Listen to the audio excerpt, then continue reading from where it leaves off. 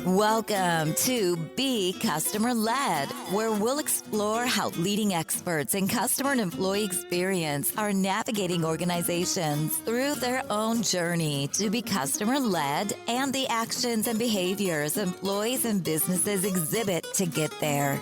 And now, your host, Bill Staikos.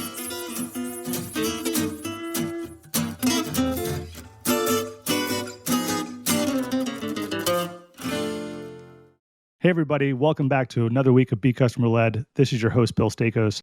I've got a really special guest for us this week. I know we always have special guests, but this person is really, really interesting in doing some cool things in the marketplace. Teresa Cain is like a really interesting individual. So she is Director of Product Management, User Experience Design for a company called TreviPay, and we're going to find out a little bit more about TreviPay. But she's also the founder and CEO of Lucid Startup Consulting.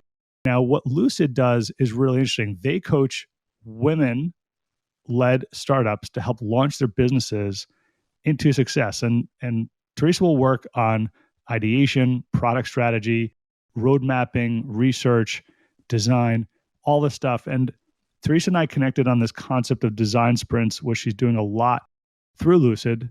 Teresa, welcome to the show. Can't wait to get into this topic with you. It's super important. I'm so excited to have you on. Thanks for having me, Bill. This is great. Yeah, it's going to be a lot of fun. I think it's going to be a really interesting show that our listeners are going to love. Before we get into it, though, I ask every guest, tell us about your journey and what were some of the differentiating factors in your career. And, we'll get into then TreviPay and Lucid after that. Perfect. Yeah, so my journey's been pretty interesting. So I've been fortunate enough to be part of the product journey my whole career. And, for those that are familiar with waterfall versus agile processes, I was able to do a lot of waterfall for many years and moving on to agile. And as part of that journey, while I am a millennial, I'm an old millennial. And I think a lot of what's gone on the last 15 years in my career journey is this millennial generation trying to solve problems faster, trying to automate more, and really bring that into the changes that are happening to technologies and solutions. So most of the organizations that I've worked for across Fortune 100 and 500 companies has really been on automating processes to improve that experience for users. Awesome. So you've been at TreviPay for a little bit. What does TreviPay do, just for our listeners who are not familiar with the platform? Because you guys are in a lot of businesses, frankly, right? Yeah. So TreviPay, we recently rebranded in the past year and a half, but I've been with TreviPay for 4 years. Before a year and a half ago, we were called MSTS, and we rebranded to TreviPay to really, no one really knew what MSTS had meant, and we were kind of getting outside of our white label solution and putting the TreviPay brand out there more. And TreviPay was, the name was named after the Trevi Fountain in Rome, Italy. So lots of really great history there. We're an international client. We're in 27 different currencies. We have 6 billion transactions. And what we focus on is a global B2B billing and invoicing solution. So our ultimate goal is really to help these businesses grow by lending credit to their customers and in fact, growing their programs as well. Awesome. And about a little over a year ago, you started your own company on the side. Right. I feel like everyone's got a side hustle right now, but this is not, it feels like a little bit more than a side hustle given our conversations. You started Lucid. What was sort of the genesis for you behind Lucid? What was out there in the marketplace that you were seeing and you're like, I think I need to help people here? Yeah. So I think first and foremost, I've coached startups for years, and I'm sure you've done a little bit of yourself as well. You're always helping others, kind of always giving back. So ultimately, I decided, this would be really interesting to do something a little more focused. And I've always really been involved in helping women and helping girls get into the industry. I previously had volunteered for years for a project for a women's organization in Kansas City that was called the Alexandra Girls Grant Project, where you lend out money to girls that are kind of growing in something new that they're trying to explore. And that really got my start into helping to give back to women in the community. And I've kind of taken that into the IT side of things. And so with that, there are not as many women-led startups as there are men-led startups. And I'd like to change that. I'd like to be that person that helps take someone that's at that idea stage and say, you know what, like I need help getting funding. I don't know how to go about this. And I talked about automation a bit earlier. And one of the really interesting things that have changed in the last 5 years is getting startup funding is becoming easier too. There are now multiple, web and mobile applications you can put your bid out in. So the dynamic has really changed, and that's really where I got my start of creating that program, was helping women-led startups. But I've also kind of morphed that a bit to go beyond that and help, create workshops for different content that people are needing training for, women and beyond. That's awesome. I want to get into that a little bit now with you. I mean, you and I, when we first connected, this is going back several months now, but we were on this topic of design sprints. You don't really hear that much, that term. I've heard it in a past life. You're coaching and you're training people on this. For our listeners who have never heard of the term design sprint, though, like, how do you define that? Like, what does that mean to you? Yeah. So in a simple way, a design sprint is really a faster way to solve problems. So whether that problem is an organizational problem or a problem related to your product, what you're ultimately doing is getting a group of stakeholders, usually not more than 20 people, and you're talking about the problem and you're coming up with a solution, and sometimes even a very, very great design on how you'll go about solving that solution. Very cool. I want to get into that a little bit more. Let's start at a high level on that, maybe. When do companies need design sprints? Like, is it just any business problem? Or like, what are the right kind of spots in maybe even a growth of an organization where you've seen sort of the biggest impact? Like, what types of, and then finally, this is the third question in here, like, let's talk about what those impacts are. You talked about sort of saying, okay, we're solving the problem, we're working backwards from the problem. Essentially, you're working backwards from the customer, essentially, or maybe even the business. Where do you say, like, when you're working with those individuals who want to do this type of work, when do you know that they're ready or at a good point to do that? And then what kind of benefits do you see outside of even have like a low fidelity or maybe even a high fidelity kind of prototype coming out of those sprints? But what kind of great output do you see as a result of design sprints? Sure. So it's actually been pretty interesting. I mentioned I've coached, anywhere from startups to organizations that are, in the Fortune 100 space. Yeah. And so with that, you have a different mindset mentality too. So the larger organizations, a lot of organizations have adopted KPIs and OKRs. And I know you're familiar with those as well. So with that, we're setting these large organizational goals, these KPIs, and ultimately the KPIs are what's driving the organizational goal. The OKRs are feeding into that. And oftentimes what is lost in those definitions is how we go execute. And so a design sprint is a really great use case when you're setting those OKRs and those KPIs and you're wanting to problem solve how you'll go create a solution and hit that goal. And even if that goal is something as simple as increasing revenue, you need to be able to solution it to create a goal to get there. Now, that's kind of an organizational goal, just broader for those that aren't as deep in the product and technology and UX side. For those in that side of things, design sprints make a really good case when you're trying to create a new feature in your product. So you're able to, again, get that same set of stakeholders together and start to talk about what you know about the customer or the problem that's being talked about. And I've, in the past year alone at TreviPay, we have ran over 20 design sprints. And what's really great is, I'll talk about it a bit later, but I've kind of created a concept of a 2-hour design sprint, of which you no longer need 5 days, which is like really popular with Jake Knapp and the team at Google, and also very successful. I enjoyed doing both, but they're different problems that you're solving. Yeah. But when you're looking at a feature and you're trying to move fast, you need to move pretty quickly. You need to get it scheduled sometime in the next week, maybe the next 3 weeks. 2-hour design sprints allow you to kind of do that much quicker and be able to come out with a faster outcome. And what does that faster outcome mean? You're probably going to make revenue faster. You're going to make your customers happier. And that's what's really fun about design sprints. Yeah, and also because you're bringing sort of the customer or that problem and the customer's voice into that process, into that sprint. your technical debt comes down too, right? I mean, and I would assume Absolutely. your throughput goes up as a team. I mean, there's all sorts of benefits associated with that, right? Yeah, and you touched on something really great. So I always bring in engineers, architects. If you're not bringing in the folks that are going to be working on it, you're gonna lose your time. So that's the benefit there. But then I also bring in clients. So I've had a number of clients participate in these design sprints, and for some solutions, was able to roll it out in the next sprint cycle. We're on a 2-week sprint Wow. cycle with agile. And that's a pretty powerful statement to go from a 2-hour design sprint to releasing in 1 to 2 weeks. With that design, we came up together as a team. But yeah. That's an awesome story. Oftentimes, and I've worked with agile teams in the past. Oftentimes, yes, they're kind of releasing kind of these features quickly, but a lot of times that what I've seen is these teams getting stuck in that 2-week sprint and not doing maybe that work up front and that kind of design sprint maybe model.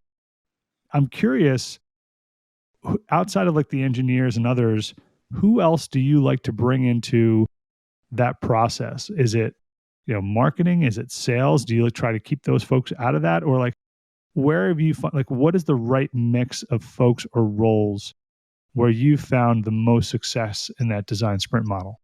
Sure. So you're hitting on a really great note. So stakeholder buy-in, right? So Yeah. all the different groups that you just mentioned, sales, marketing, I talked about engineering, account management, those are really your stakeholders. And actually, the more the merrier. So I have run design sprints that have had over 50 people in them, but Wow. your sweet spot is not over 50. That's too many cooks in the Yeah. kitchen. But around 20 people, 20, 25, you get a couple stakeholders from every department. That's what makes for a really successful design sprint. And one of the things that's been interesting is, the COVID pandemic has changed the entire landscape of design sprint. So that's actually what really allowed us to shorten it and make it completely virtual. So we're actually, those 20 design sprints I mentioned, we have run those with up to 20 stakeholders, 100% virtual this past year. And so that's something that has really changed the landscape, as we don't really need an office anymore. And now that we're virtual, participants in Australia and other countries were able to come in and participate, which has never been possible because they weren't here physically. So. Very cool. I want to talk about, like, when you're working or when you're even coaching or working with folks inside TreviPay or even outside through Lucid, what framework do you have? Or do you mind sharing some of the special sauce a little bit maybe? Like, what is your framework for setting these up, engaging people? Like, walk us through that, maybe like even like a typical engagement even. That would be really helpful for folks to kind of really I want to try and make it as practical as possible. Hopefully they reach out to you and say, hey, I need this. Like, can you do this for me? But walk us through that, like how you would approach maybe something like that. Sure. So I'm a really big fan of design thinking, which for those that aren't too familiar with design thinking, the biggest role is really, empathy. So you're empathizing and understanding and learning before you're kind of coming up with a solution. And so the methodology is inspired by both design thinking as well as, I got to give credit to Jake Knapp and the team at Google as they created the concept of a design sprint, the 5-day design sprint. And so really, it's kind of looking at the history altogether. How have we been solving design and problem solving for years? And so the number one step of that methodology is empathy. So you're really, that group of stakeholders we just talked about, you're talking about, well, what is the problem? What do we know about the customers? If you're familiar with user personas, I know that you are.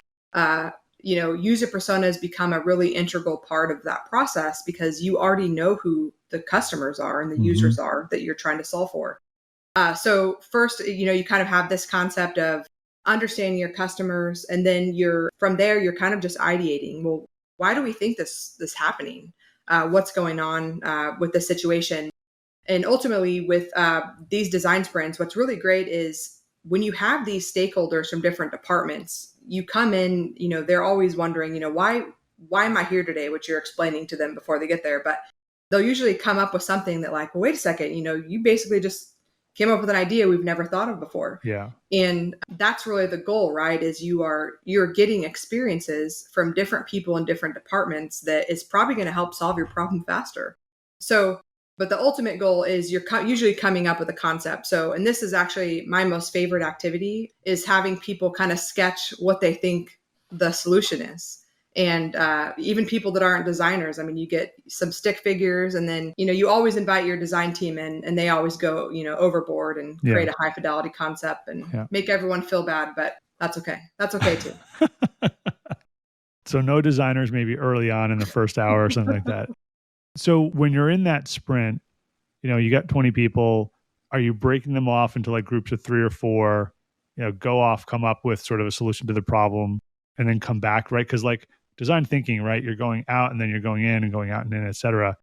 How does that process work? Like, how do you manage that even virtually? Are you just doing like virtual rooms and then people come back in, or like, and like if you're the one running it, like, how do you even manage that? That's got to be really complex. Yeah.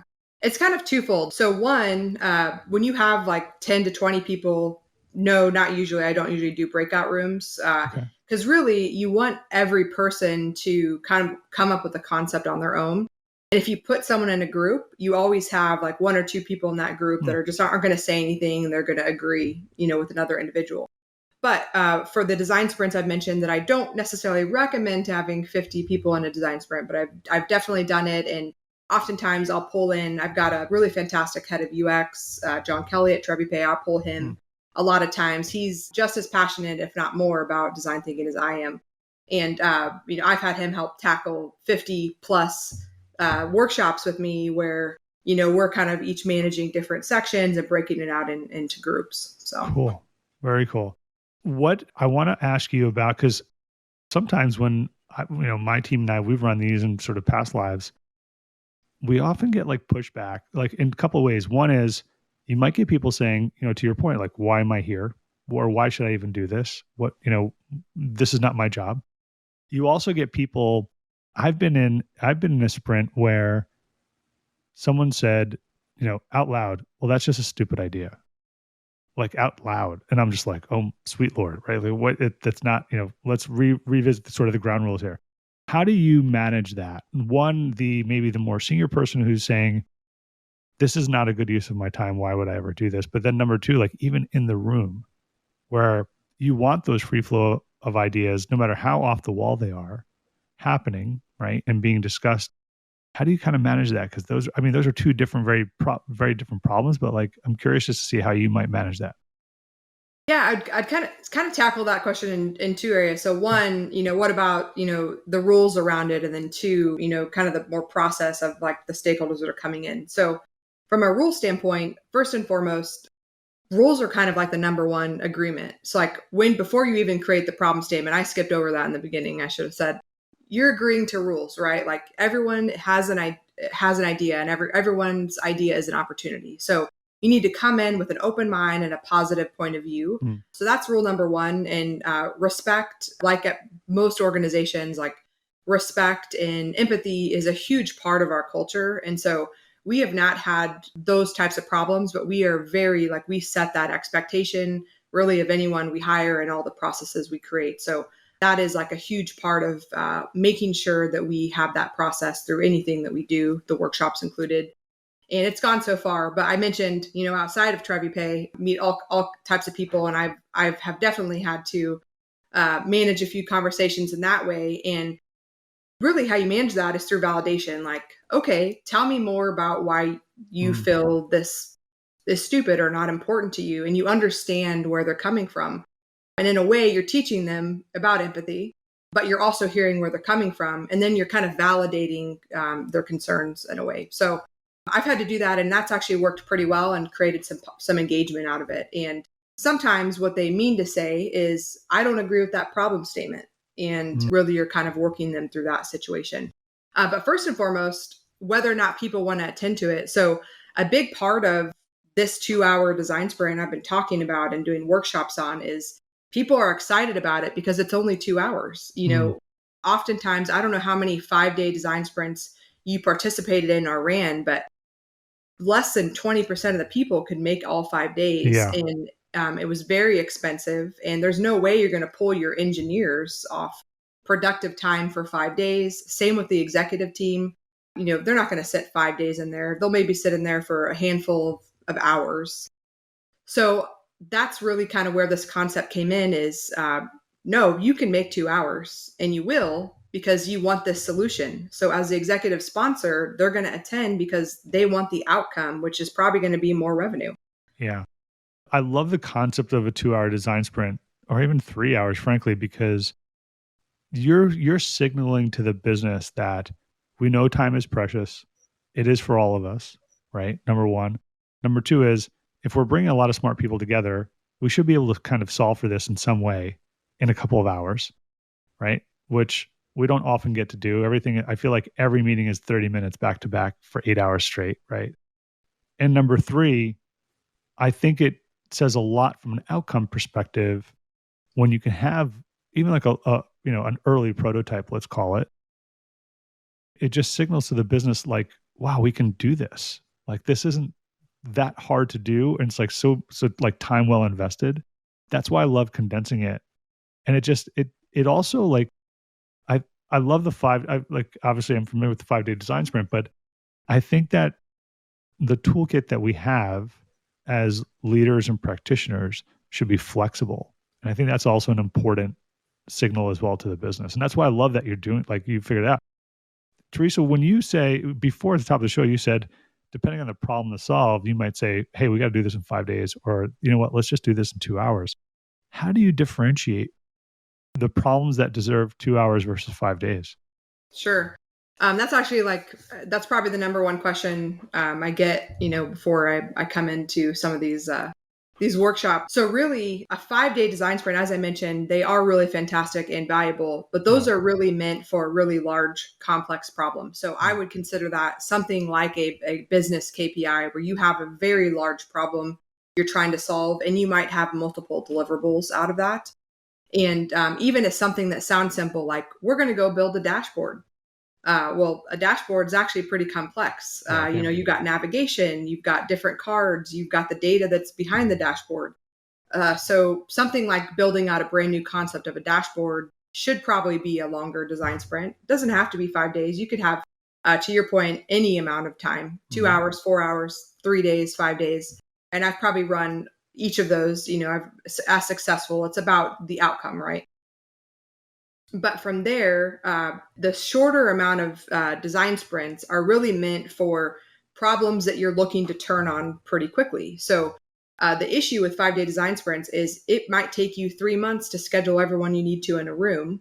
And in our case, we were outgrowing our building before the pandemic. To even schedule a room would have been challenging enough. So it's funny now, we have all the rooms we need, but we're not using them. That's right. No one's going to the office yet. Yeah, but both 2-hour design sprints or any amount of time that's shorter, again, those are meant for more simple problems like features that you're going to go tackle. So let's say you're going to go create an alert feature for a mobile app, and you don't know whether your users are going to use it or not. So that's something where you can kind of come in as a group and understand, well, first of all, what percentage of users do you have using mobile versus web? What devices are they using? Are they signed up for any other alerts today? What's the likelihood? So those are the types of problems that you're basically talking about as a group to understand, okay, let's come up with this solution so we can release it. And usually it turns out that way. Now, one thing I didn't touch on, not every design sprint has a successful outcome. You could have what you learn in that design sprint could be that you don't move forward with something. So the goal isn't necessarily to have, the output of a design, but is this really something we should go invest in as a business and take to that next level? Or do we just do this exercise to learn that we're not going to get our return on investment? Yeah. I think that's a crucial point, actually. I love that you brought that up because it's all learning at the end of the day, right? And that's what you're there to do, to learn, right? And to decide.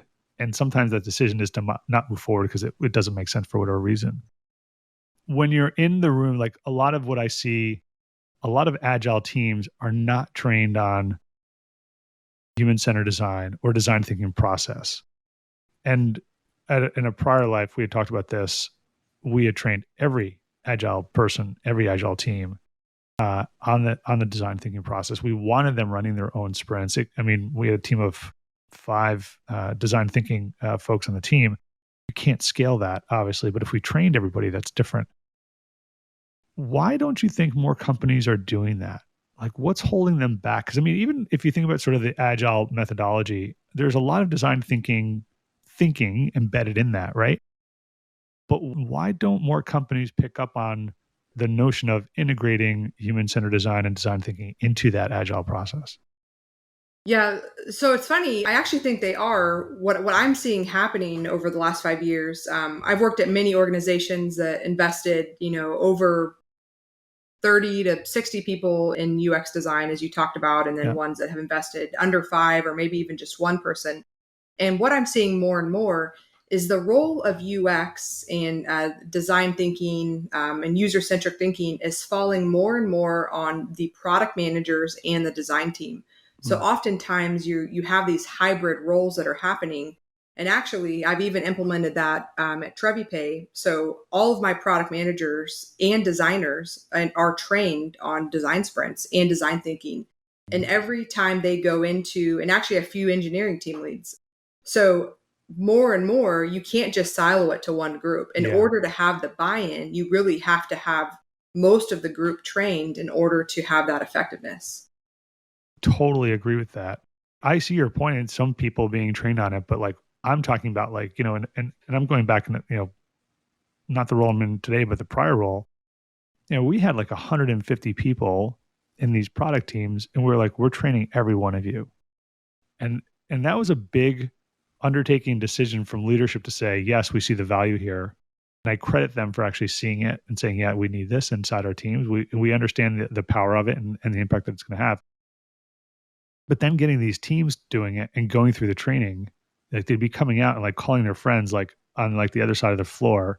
I mean, this is pre-pandemic a lot too. And they're like, you got to do this training. Like it was mind blowing to a lot of folks and really opened up the aperture in terms of what they can do as a team and the results that they can achieve. Teresa, I want to talk about metrics, right? Obviously a lot of these teams have OKRs tied into like broader business strategy and KPIs. Yeah, how do you measure success of this? Like, what are the types of things that teams or businesses should be looking at to say, we've implemented this process, right? We're doing these design sprints, whether they're 2 days, 3 days, or 5 days, or 2 hours rather. We're seeing value. Like, what are the types of metrics that they should put into place to understand if this has been successful or not? Because that also is critical. And it's not necessarily just the OKR, right? There are probably other things that you need to be measuring as part of this overall effort.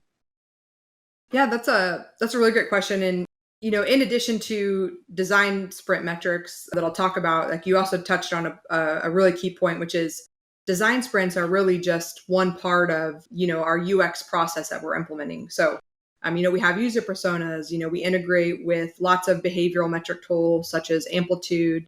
We're collecting NPS scores and VOC data.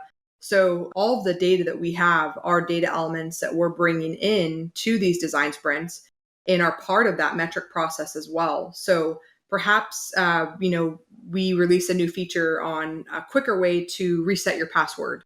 We're able to immediately see those results after we release it just through the metrics that we have by the increase of clicks on the website. So metrics really does become a big part of the buy-in as in order to continue doing these design sprints, which I mentioned, we've done over 20 the last year. To continue doing them is, the reason why we have that buy-in is because we're able to deliver on the value of the design sprints. Very, very cool. I've got a couple more questions for you. So I mentioned when we last chatted, I've been asking guests, what is the question you would ask my next guest? Now, the person that asked this question that I'm going to put in front of you is a senior executive at Best Buy. Great conversation. I can't wait to publish it. Her question was, what are the roadblocks? And maybe you answer this even from what you're seeing in the folks that you're coaching, right? And you're training on this methodology. What are the roadblocks that keep companies and brands from really centering and making decisions that are in the best interest of the customer? Yeah, that's a really great question. So we talked a bit about KPIs and OKRs earlier, and sometimes I feel, over the past 5 years, especially with the pandemic and hitting goals, that we're so focused on KPIs and OKRs as organizations and hitting goals Yep. that we're focusing on the concept of hitting a goal and we're not focusing on the user. So let's say that we get some really extensive feedback on a feature, but it doesn't align with our company vision. So we pass up on the opportunity because we know that that's not what we're working on this year. Yep. And, we might be losing out on something that would be really valuable for customers because we're not tying it back to a goal. We're not innovating and taking that time to do something different and inventive for them. Very cool. I love that answer. Love that answer.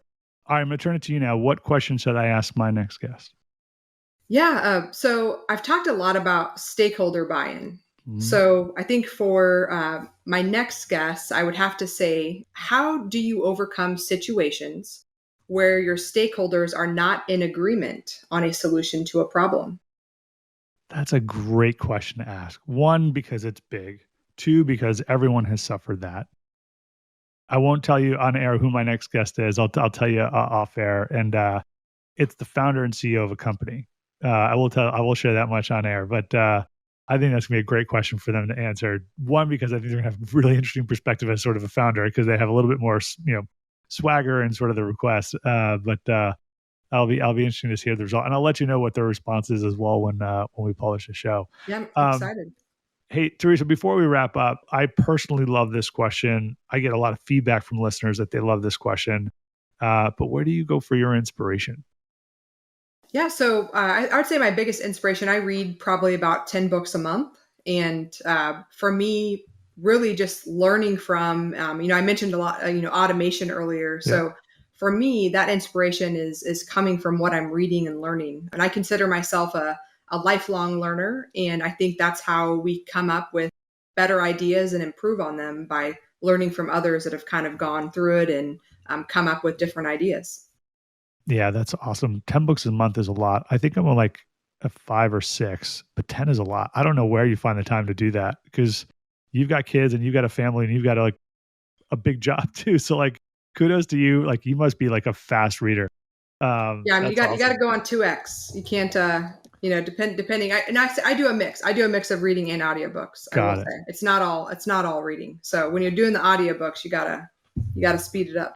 So this is off topic, but like I find that when I'm listening to a book, my mind wanders more, and I don't kind of get right. If I'm reading a book, like I'm in it and I'm not distracted. I'm easily distracted, as you could probably tell. I probably have ADD as an adult too. But like, how do you not wander? Like, how do you stay focused? Or do you kind of like have it on the background and you're kind of like bouncing around doing your stuff, just kind of doing life around it? No, I actually, in a similar fashion, like I'm not someone that multitasks with my audiobook. So I can go on a walk and I'm very focused, or I'm just like in my living room listening to the book, absorbing it. And I'm a very, like, not surprising because I'm, in product and UX design, but I'm a very visual learner and thinker. Yeah. So as I'm hearing or reading, I'm actually visualizing the situation. And I always keep a little notebook by my side because I always have new ideas that pop up in my head of, well, what if I did this? Or what if we did this? And so I'm always kind of just thinking and writing down ideas. And that's kind of how you learn from, you're learning. It's not necessarily about the content, but what happens while you're listening and learning. Very cool. Teresa, if folks want to learn more about you or even just, what you're doing through Lucid, what's the best way to get in touch? Absolutely. Happy to connect on LinkedIn. I also you can go to my website, lucidstartupconsulting.com. And as mentioned, I've got several workshops that are going to be out the second half of the year. So lots of signups for August through December. And cool. I look forward to connecting with others. And thanks so much for this opportunity. Great. It's our pleasure, Teresa. It's been great to get to know you. Like I mean, I've been learning from you since we first talked many, many moons ago. And we'll make sure to put all those details in the show notes as well, so people can get access. But gosh, thanks for the gift of your time today. It's been awesome to talk to you. Awesome to get to know you over the last couple of months. I'm excited to see your continued success. It's been really fun to just have the conversations that we've been having. And just really thank you for that. Thank you as well, Bill. This has been really great. And I've enjoyed learning from you as well. Cool. Very cool. All right, everybody. Another great show. We're out. We'll see you next week. Talk to you soon, Thanks everyone. for listening to Be Customer Led with Bill Staikos. We are grateful to our audience for the gift of their time. Be sure to visit us at becustomerled.com for more episodes. Leave us feedback on how we're doing or tell us what you want to hear more about. Until next time, we're out.